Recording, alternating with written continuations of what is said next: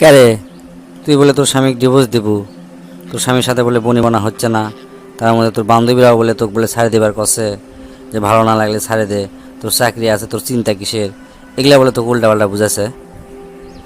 হ্যাঁ, সারে দেবো ভাবিচ্ছি। শোন, আমি তোর বন্ধু, ভালো বন্ধুরা কখনো খারাপ পরামর্শ দেয় না। তোকে আমি একটা ভালো কথা কই, তুই কখনো তোর স্বামীকে ছাড়ে দিস না, যতই ঝামেলা হোক তোরা মিটেলে। কারণ শোন, আমি কই, বিয়ে ছাড়ে দেওয়ার পরে 3-4 মাস তোর ঠিকই ভালো কাটবি, কিন্তু তারপর থেকে তোর কিন্তু একের পর এক খোটা শোনা লাগবি। কৃষক তোর ডিভোর্স হলো, তুই ভালো মেয়ে হলে তোর ডিভোর্স হলো নি, এটা বিভিন্ন খারাপ কথা কবি, তো খারাপ কবি। এখন জিঙ্গা তুই ইচ্ছা মতো ঘুরে বেড়াচ্ছ, তখন ওই ডিভোর্স হওয়ার পরে আর বড় মুখ করে ঘোরা পারবো না, নিজেকে সবসময় ছোটো মনে হবে। আবার যখন আরেকটা বিয়ে করবো, সেই স্বামীর ছোঁয়ায় প্রথম স্বামীর কথা তোর মনে হবে, মানে তোকে এত বাজে লাগবে তুই নিজেই বুঝতে পারবো না। আবার দ্বিতীয় যে চেহারা তুই বিয়ে করবো, তাই তো তোকে মন থেকে ভালোবাসে বিয়ে করবি না, তাই করবি স্বার্থের জন্য। হয়তো দেখবো তার একটা সোলপল আছে, তাক দেখা লাগবে, না হলে তার বৃদ্ধ বাপ মা আছে, সে তার খেয়াল করা লাগবে। এগুলা চিন্তা করে তোকে বিয়ে করবি, মানে তোকে পছন্দ করে বিয়ে করবি না, স্বার্থের জন্য তোকে বিয়ে করবি, বুঝছো? আর প্রথম স্বামী তোকে মন থেকে ভালোবাসছে, যতই এখন ঝগড়া হোক, সব ঠিক করলে। আর ডিভোর্স কখনো কাউকে সুখ দিতে পারে না। এখন হয়তো তোর মনে হচ্ছে যে ডিভোর্স হলে তুই বেঁচে যাবো, তুই বেঁচে যাবো ঠিকই, কিন্তু একা হওয়ার যন্ত্রণা তোকে শেষ করে দিবি।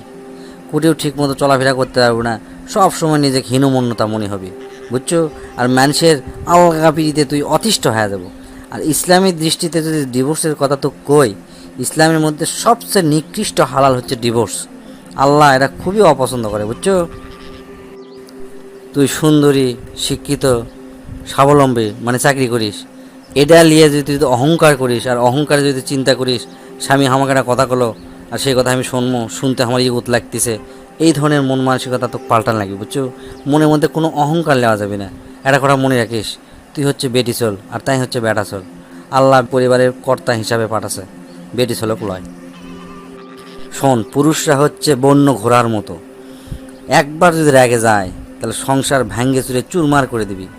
তুই যদি তোর ঘর শান্তি চাস, তাহলে তুই সবসময় খেয়াল থাকবো, তার উপর কখনো তুই হুকুম চালাবো না, কারণ হুকুমের দাস হয়ে থাকার জন্য কোনো পুরুষেরই জন্ম হয়নি। তবে একটা কথা, সবসময় তার সাথে থাকার চেষ্টা করব, ছায়ার মতো থাকবো, তার প্রয়োজন কি খেয়াল করব, তার কথা কখনো অবহেলা করব না। মানে এমন একটা ভাব নেব যে তার কথা তুই খুব গুরুত্ব দিচ্ছ, তাহলে দেখবো তার তোর উপর খুব খুশি, দেখবো যে সোজা ঘোড়ার মতো তোর কথায় উঠিচ্ছে আর বসিচ্ছে। আর যদি ইনকা না করা পারিস, তাহলে কখনোই তুই তার মনের জায়গা করে নিতে পারবো না। তুই ঠিকই কছু রে, কি যে করি। কি করি টরি লয়, তো আজ থেকে তোরা দুজন মিটে লিবু, সব ঝগড়া মিটে লিবু। তৃতীয় আর কাকু তো কোয়া লাগবে না, আমাকে যে কছু আর কাকু কবু না, মনে করবো যে আমাকেও কষনি, ঠিক আছে? ডিভোর্স একজনের জন্য হয় না, বেটা চল বেটি চল দুইজনেরই দোষ আছে, এক হাতে তালি বাজে না, বুঝছো? তারপরেও দুইজনা কি সব কিছু ভাগ করে নেওয়া লাগে। আর তোর একটা সমস্যা কি, তোর খুব অহংকার, তুই চাকরি করছিস তুই কী হচ্ছে রে? অহংকার বাদ দিব, ধৈর্য ধরবো, দেখবো সব কিছু ঠিক হয়ে যাবে। যা।